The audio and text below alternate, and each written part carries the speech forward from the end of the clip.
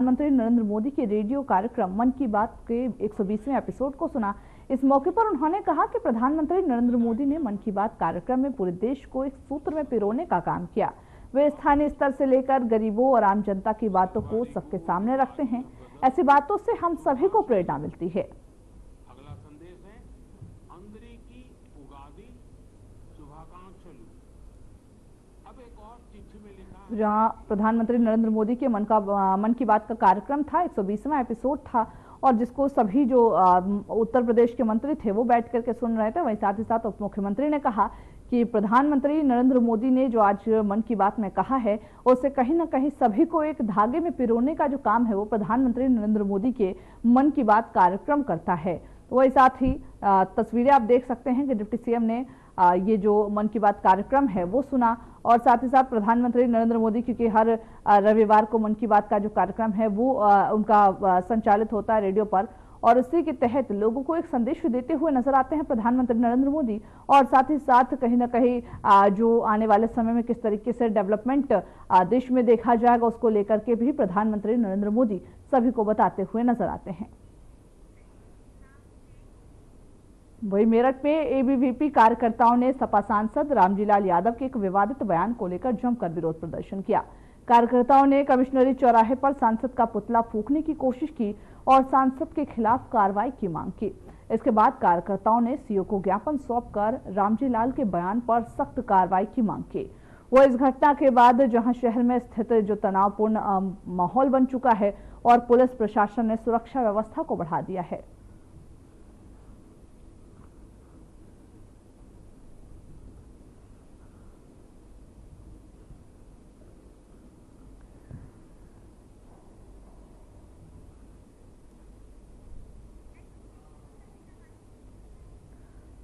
तो जहां सपा सांसद के बयान पर एबीवीपी विरोध किया गया।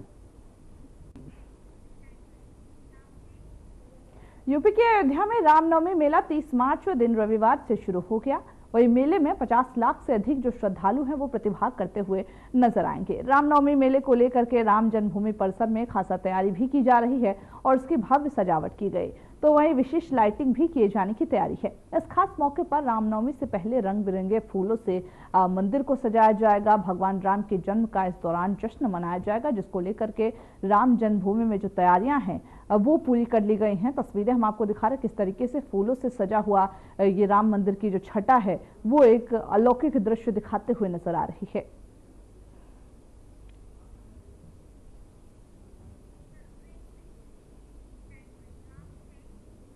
इधर से इसी बीच बड़ी खबर की ओर रुख कर लेते, जहां पर रामलला के सूर्य तिलक का जो ट्रायल है वो शुरू हो गया है। सूर्य किरण प्रभु राम के मस्तक पर लाने की तैयारी है।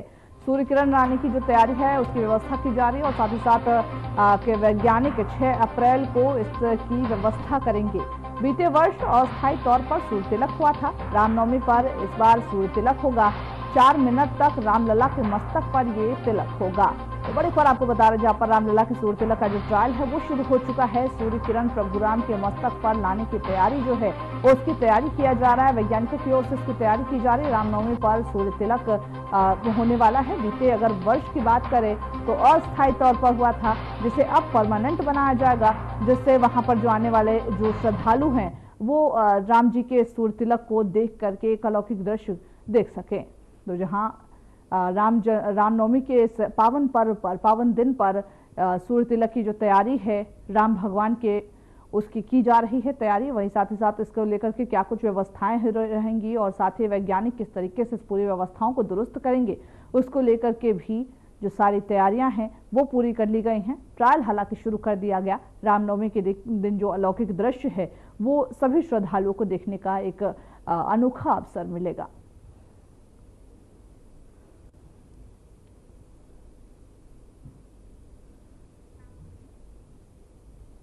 उत्तर प्रदेश के सरकारी और निजी प्राइमरी स्कूलों के लिए नए शैक्षणिक सत्र 2025 से 2026 के लिए गाइडलाइन जारी की गई। इस गाइडलाइन के अनुसार 31 जुलाई तक 6 साल की उम्र वाले जो बच्चे हैं उनको प्रवेश मिलेगा। बेसिक शिक्षा विभाग ने यह स्पष्ट किया है कि 6 साल की उम्र वाले बच्चों को ही कक्षा 1 में प्रवेश मिलेगा, जिससे कि शिक्षा प्रणाली में उम्र की एक समान मानक तय किया गया है। यह कदम बच्चों के मानसिक और शारीरिक विकास को ध्यान में रखते हुए लिया गया। ताकि उन्हें जो कक्षा में दिक्कतें होती हैं, कक्षा 1 के पाठ्यक्रम में उन्हें सही तरीके से प्रवेश किया जा सके और साथ ही साथ उनके शिक्षा के अनुभव को और ज्यादा बेहतर बनाया जा सके।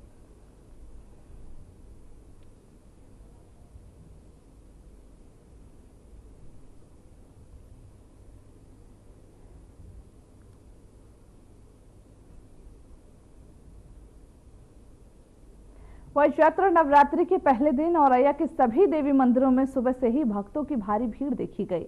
आज देवी शैलपुत्री के स्वरूप का पूजन किया जा रहा, जिन्हें सुख, समृद्धि और शांति, जीवन में स्थिरता का प्रतीक माना जाता है। इस बार नवरात्रि रविवार से शुरू होने के कारण मां दुर्गा हाथी पर सवार होकर आ रही हैं, जो सुख, समृद्धि और शांति का संकेत लेकर माना जाता है। जिला प्रशासन ने सुरक्षा के मद्देनजर मंदिरों और जो प्रमुख स्थान हैं उन पर पर्याप्त पुलिस बल तैनात किए हैं।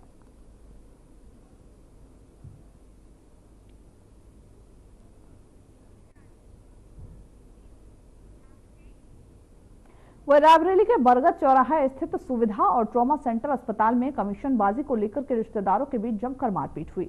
घटना के अनुसार 4 दिन पहले सरकारी जिला अस्पताल से एक मरीज को जहां इस निजी अस्पताल में भर्ती कराया गया था और इसी दौरान जिला अस्पताल के जो कर्मी हैं सचिन शर्मा निजी अस्पताल में पहुंच करके हंगामा करने लगे, वहीं साथ ही गाली गलौज के साथ मारपीट भी करते हुए नजर आए। बताया यह भी जा रहा है कि भर्ती जो मरीज है उसके रिश्तेदार रामशंकर का बेटा अपनी सास को देखने के लिए अस्पताल पहुंचा था कि तभी अस्पताल में मौजूद राहुल और रंजीत के बीच विवाद हुआ, मारपीट शुरू हुआ। जब अस्पताल के मैनेजर ने बीच बचाव करने की कोशिश की तो उन्हें भी धमकाया गया।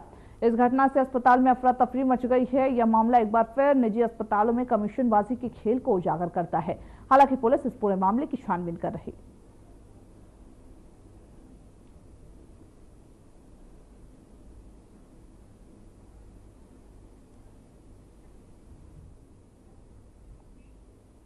चैत्र नवरात्रि 30 मार्च रविवार से शुरू हो गई है और इस बार नवरात्रि 8 दिन की होगी। बताते चले कि 6 अप्रैल 2025 को नवरात्रि समाप्त होगी। कानपुर के बिरहना रोड स्थित जो तपेश्वरी देवी मंदिर है उसमें नवरात्रि के पहले दिन भक्तों की भारी भीड़ देखी गई। यह मंदिर रामायण काल से जुड़ा हुआ है, जहां मां सीता ने अपने बेटों लव कुश का मुंडन किया था। यहाँ निसंतान महिलाएं भी आती हैं और उनकी गोद भरने की मान्यता है। इस अवसर पर बाजारों में पूजन सामग्री की दुकानों में भी रौनक देखने को मिली। वहीं प्रशासन ने भक्तों की सुविधा के लिए विशेष व्यवस्था भी किया था।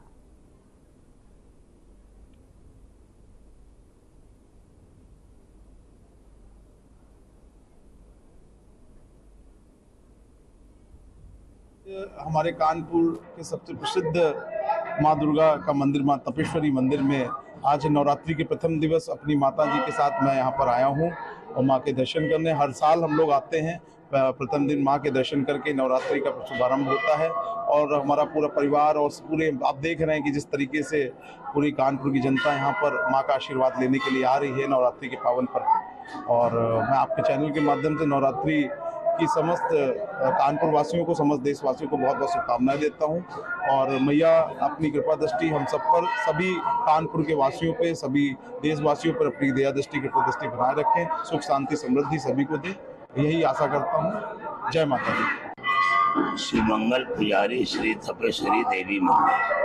मान्यता तो यही है कि जो आप सब लोग मानते हैं, आपकी मान्यताएं पूर्ण होती हैं तो समस्त तरह के कार्य करते, कोई दीपक जलवाता है, कोई श्रृंगार कराता है, तो यही मान्यता है। बाकी माता सीता ने यहाँ तप किया, उनके तप से माता जी प्रकट हुई हैं, तो माता सीता का ये स्थल है, तपोभूमि है।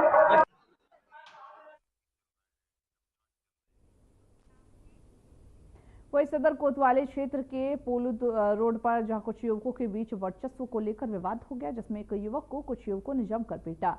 वही यह घटना देर शाम भीड़ भाड़ वाले इलाके में हुई, जिसका वीडियो भी सोशल मीडिया पर वायरल हो रहा। वीडियो में युवक को पीटते हुए दिखाया जा रहा है। युवकों ने पुलिस को भी चुनौती दी। वही पुलिस ने मामले की जांच शुरू कर दी है।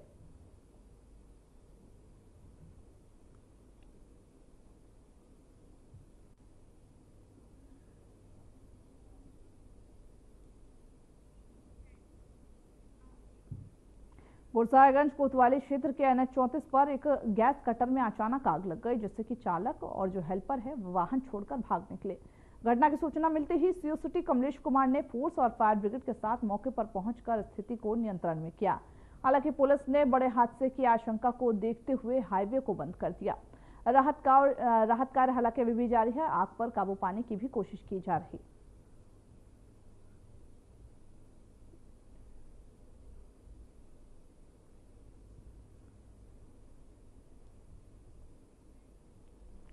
तो जहां गैस टैंकर हादसे में हाईवे को बंद किया गया, गुरसहायगंज के हाईवे पर एक गैस टैंकर में आग लग गई। तस्वीरें हम आपको दिखा रहे हैं। आग की जो लपटें हैं वो साफ तौर पर देखी जा रही है और इसी को बुझाने के लिए जो NH 34 पर जो फायर कर्मी थे वो वहां पर पहुंचे और साथ ही साथ किसी बड़े हादसे की अनहोनी की जो आशंका थी वो देखते हुए हाईवे को बंद कर दिया गया था। हालांकि अभी बताया जा रहा है कि आग पर काबू पा लिया गया है।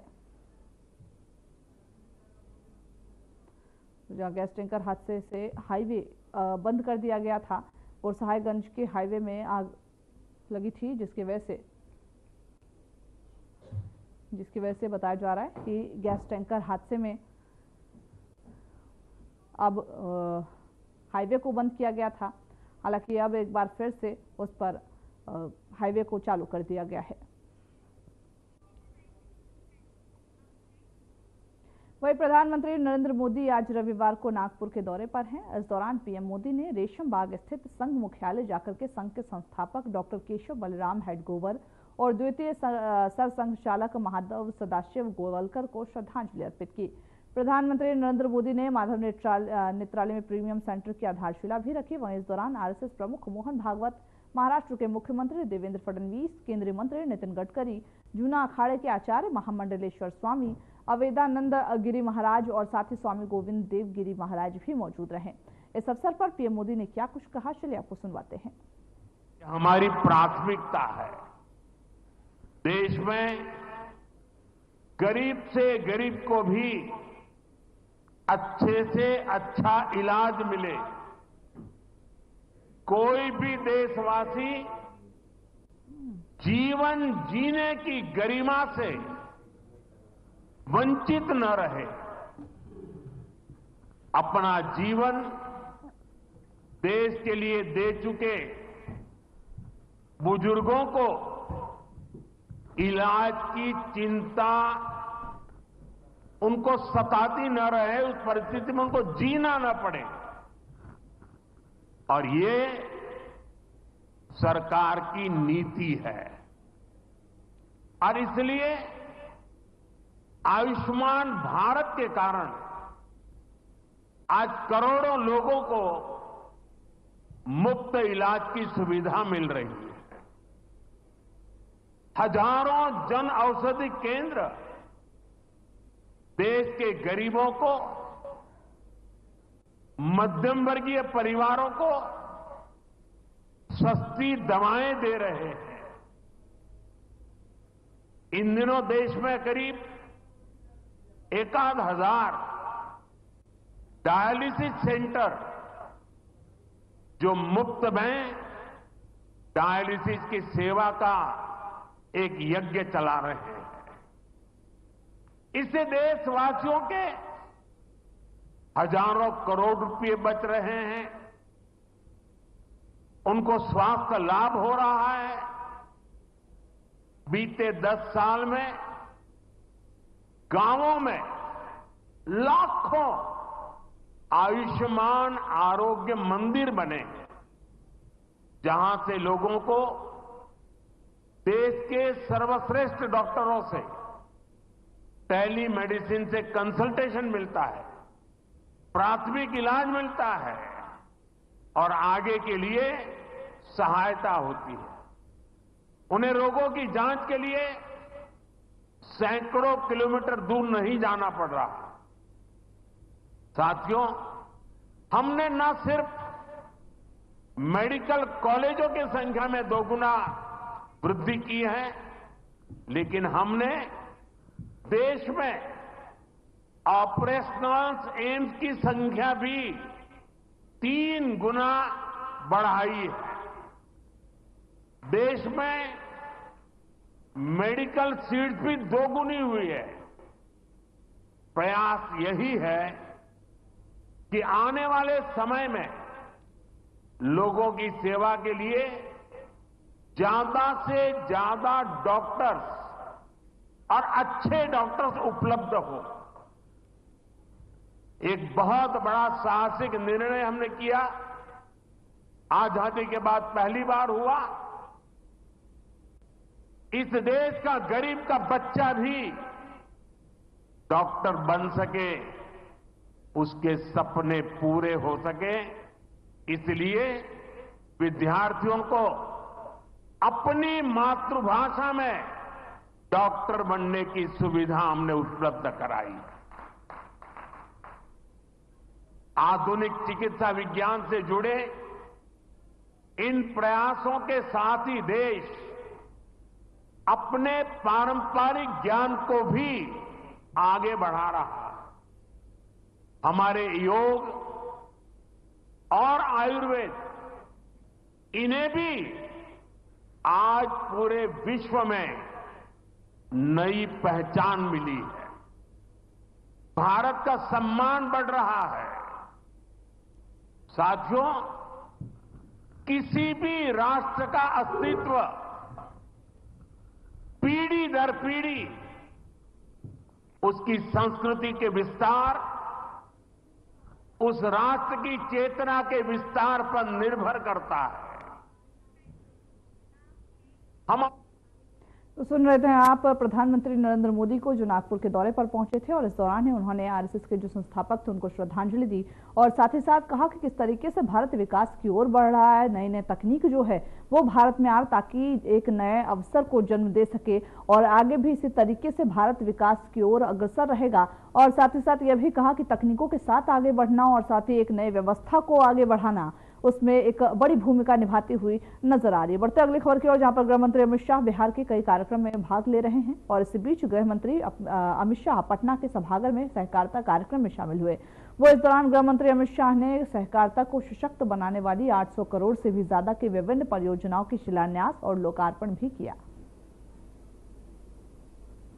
गरीबों के लिए अगर किसी ने किया तो हमारे देश के प्रधानमंत्री नरेंद्र मोदी जी ने, और नरेंद्र मोदी जी ने ग्रामीण अर्थव्यवस्था, किसान, महिलाएं, डेयरी, मत्स्य पालन और कृषि गतिविधियों को गति देने के लिए सहकारिता मंत्रालय, आजादी के 75 साल के बाद सहकारिता मंत्रालय बनाने का काम नरेंद्र मोदी जी ने किया। 75 साल तक किसी को भी फुर्सत नहीं थी इस देश की सहकारिता को मजबूत करने की। नरेंद्र मोदी जी ने सहकारिता को मजबूत करने के लिए सहकारिता मंत्रालय का स्थापन किया। भाइयों बहनों, बिहार ऐसा क्षेत्र है जहां कृषि भी उपजाऊ है, भूमि भी उपजाऊ है, जल संसाधन भी है। सहकारिता क्षेत्र का मैं आज कहना चाहता हूं, सहकारिता क्षेत्र का सबसे बड़ा फायदा अगर किसी को होगा तो मेरे बिहार को होने वाला है। बिहार को लालू जी के 10-15 साल के शासन में पूरी सहकारिता को चौपट कर रख दिए। सैकड़ों चीनी मिलें बंद हो गई और चीनी का उत्पादन जो एक जमाने में 30% से ज्यादा बिहार से होता था, उसको 6% से कम लाने का काम ये लालू यादव एंड कंपनी ने किया है। मैं आज इस कार्यक्रम के माध्यम से नीतीश जी और बिहार की जनता को कहने आया हूं, इस चुनाव में फिर से एनडीए का सरकार बना दीजिए। हम ढेर सारी चीनी मिलों को पुनर्जीवित करने का काम भारतीय जनता पार्टी की सरकार करेगी। भाइयों बहनों, हमने पैक्स को मजबूत करने के लिए ढेर सारे काम किए। मखाना केंद्र बनाया है। तो सुन रहे थे आप गृह मंत्री अमित शाह को, जो बिहार पहुंचे और बिहार से उन्होंने कहा कि आम जनता से अपील किया कि एक बार फिर से बीजेपी की सरकार बना दीजिए और साथ ही साथ विपक्षी पार्टी पर भी निशाना साधते उन्होंने कहा कि लालू यादव और परिवार ने चीनी मिलों को बंद करने का काम किया है और साथ ही साथ तमाम ऐसे काम है। बिहार को एक पिछड़ा राज्य बनाने में जो योगदान है वो लालू यादव का है। बढ़ते अगली खबर की ओर, जहां पर गृह मंत्री अमित शाह बिहार दौरे पर हैं। उन्होंने आज गोपालगंज में एक जनसभा को संबोधित किया। इस जनसभा में लोगों की भारी भीड़ उमड़ी। एनडीए के नेतृत्व में बिहार में कई ऐसे विकास कार्य किए गए हैं जिसके बारे में जानकारी दी। आइए उन्होंने अपने संबोधन में क्या कुछ कहा, आपको भी सुनवाते हैं। कि हमें लालू रबड़ी के जंगल राज की ओर जाना है या मोदी जी और नीतीश कुमार के विकास के रास्ते पर जाना है। भाइयों बहनों, जब से भारतीय जनता पार्टी और एनडीए की सरकार बिहार के अंदर हुई, यहां विकास की शुरुआत हुई है। और भाइयों बहनों, जब भी मोदी जी भारतीय जनता पार्टी के लिए वोट मांगने आए, बिहार की जनता ने मोदी जी की झोली कमल के फूल से भरने का काम किया है, कमल के फूल से भरने का काम। और मोदी जी ने भी पीछे मुड़कर नहीं देखा। ये 10 साल के अंदर कई सारे विकास के काम जो 65 साल तक कांग्रेस पार्टी नहीं कर पाई, वो मोदी जी ने इस 10 साल के अंदर करने का काम किया है। मैं 24-25 के बजट की ही बात करूं, 26,000 करोड़ की रोड की परियोजनाएं, पटना पूर्णिया एक्सप्रेसवे, बक्सर भागलपुर एक्सप्रेसवे, बोध गया राजगीर वैशाली दरभंगा एक्सप्रेसवे, बक्सर में गंगा नदी पर पुल 21,000 करोड़ से पीरपेती में 2400 मेगावाट का नया संयंत्र और 11,500 करोड़ से कोसी मैची लिंग बाढ़ नियंत्रण सिंचाई की परियोजना। आज गोपालगंज की इस भूमि पर मैं कह कर जाता हूं, एक और 5 साल एनडीए की सरकार बनाई है, हम बिहार को हमेशा के लिए बाढ़ से मुक्त करने का काम करेंगे। बिहार में बाढ़ भूतकाल बन जाएगी। भाइयों बहनों, ये पश्चिमी कोसी नहर, इसके लिए भी हमने वित्तीय सहायता दी, जिससे 5,000 हेक्टेयर के अंदर सिंचाई होगी। और सिर्फ विकास के काम नहीं, मोदी जी के नेतृत्व में सांस्कृतिक विकास और बिहार की धरोहरों का सम्मान भी हो। अभी हमारे सम्राट चौधरी ने किया। सालों से हम राह देखते थे कि अयोध्या में भगवान राम का मंदिर बने। राह देखते थे या नहीं देखते थे भाई? जरा जोर से बोलो, देखते थे या नहीं देखते थे? ये लालू एंड कंपनी ने बहुत अड़ंगे लगाए। 550 साल के बाद मोदी जी